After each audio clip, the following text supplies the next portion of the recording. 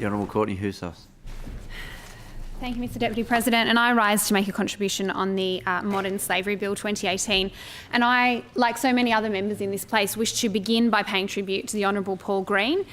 As the previous speaker, the Honourable Greg Donnelly, noted, that bills like this don't occur solely as the work of one person, but there is no doubt that they require a driver. They require someone to bring it not only to debate, but to ensure that it is brought together, and it's not an easy process. So I want to particularly pay tribute to the work that he did in establishing the initial inquiry, and also in bringing forth this bill today. He has diligently worked on this issue for a very long period of time, and there is no doubt that it will be a lasting legacy of his time in this place. Mr Deputy President, many have thought that the practice of slavery had been eradicated with the abolition of the slave trade several hundred years ago, but the Global Slavery Index estimated in 2016 that 45.8 million people around the world are victims of modern-day slavery and slavery-like practices. Furthermore, they estimate that over 4,000 of these people are here in Australia. Our own New South Wales inquiry into human trafficking, and I pay tribute to the work of the entire committee in this place, found that slavery not only exists around the world, but here in New South Wales, and documented through a number of submissions the practices that include human trafficking, servitude, forced labour, debt bondage, organ trafficking, deceptive recruiting, forced marriage, and child brides. These practices are truly shocking and have no place in our modern world.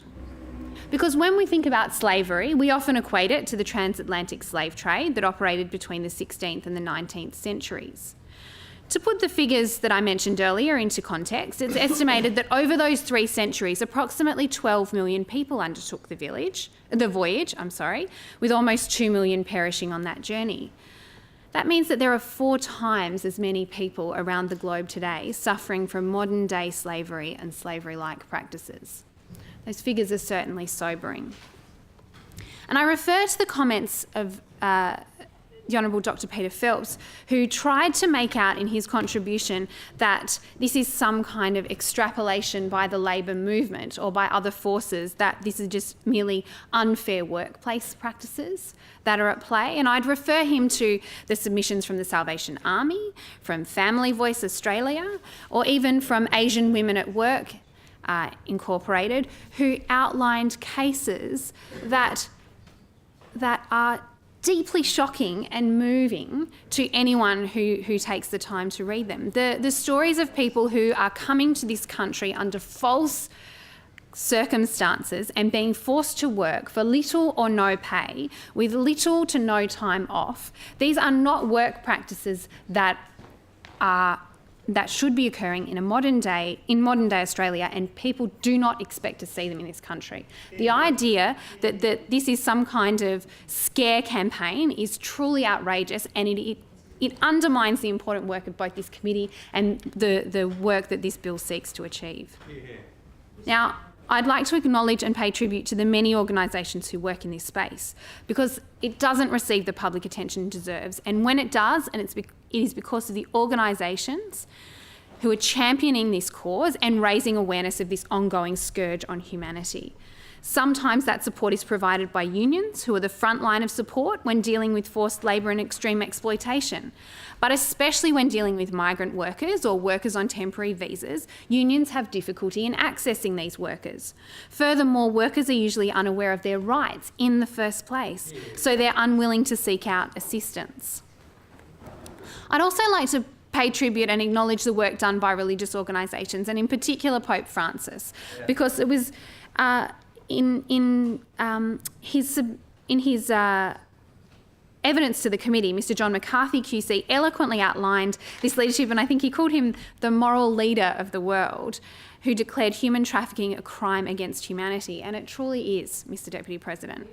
And indeed, my interest in human trafficking was prompted when I heard a podcast explaining how Pope Francis had prioritised the fight against human trafficking because of his first-hand experience of it. His work raising awareness of the issue has been invaluable in drawing attention to modern-day slavery. Now, there's no doubt that this issue, whilst it's important that we in this parliament address it, should be addressed at a federal level, and I am very proud to note that federal Labor will introduce an Australian Modern Slavery Act to include supply chain reporting requirements for major Australian companies and establish an Australian Independent Anti-Slavery Commissioner. It would require major Australian companies to comply, and these companies would be required to report annually to the government on the steps they have taken to ensure that modern slavery is not occurring in their business or supply chain through a slavery and human trafficking statement. Moreover, a commissioner would work with victims of slavery to receive inquiries and complaints. Very, very important work. Now, as other speakers have noted, modern slavery acts and similar legislation are currently in place in the UK, France, California, and the EU. So from time to time, there are issues that, while they should be addressed at a federal level, in the absence of that leadership, states are forced to act. Indeed, it was in this chamber only 2 years ago that we recommended for the New South Wales Government to establish, which it now has, a reparations scheme for our First Nations people. This is also an issue that could be addressed at a federal level, but we have stepped in to fill that void. Moreover, as major procurers themselves, governments have a responsibility to ensure that their supply chains are free of exploitation. We must be the ones that lead by example. New South Wales Labor has a policy that would require, in addition to a Modern Slavery Act, a commissioner that would be able to collect and request data and inquire on the implementation of procurement guidelines. Such a commissioner would be able to advocate, monitor and assess the effectiveness of government policies. And as I will foreshadow that in our committee debate, we will be debating a range of amendments as proposed by the Honourable Paul Green, and I am delighted to see that he has moved that there will be independent reporting to the Parliament, which is part of our New South Wales Labor policy and something that I firmly believe is a crucial part of ensuring that we stamp out modern slavery. There are a range of provisions within the Act. I think they have been well canvassed today. I think in addition to the Parliamentary Oversight Committee, the annual report to Parliament, the public awareness and advice functions that a Slavery Commissioner would provide, and a strategic plan to combat human trafficking and slavery. But a public register that the Commissioner would also establish will identify organisations which goods and services may be products of a supply chain involving slavery. This is an important step, Mr. Deputy President, as it allows ethical decision-making by the public, something that we are seeing increasingly the public being tuned into and wanting to exercise their purchasing power in an ethical way. I also welcome the other components of the bill to amend the Crimes Act to deal with cyber sex trafficking and child forced marriage. Truly, we must protect our children. Mr. Deputy President, the eradication of the slave trade was a momentous and much celebrated success of the 19th century. We have a responsibility as members of this place, but as humans, to ensure that every person can live with dignity. We must act to eradicate these vile practices from our modern day society and from our great state of New South Wales. I commend the bill to the House. Thank you.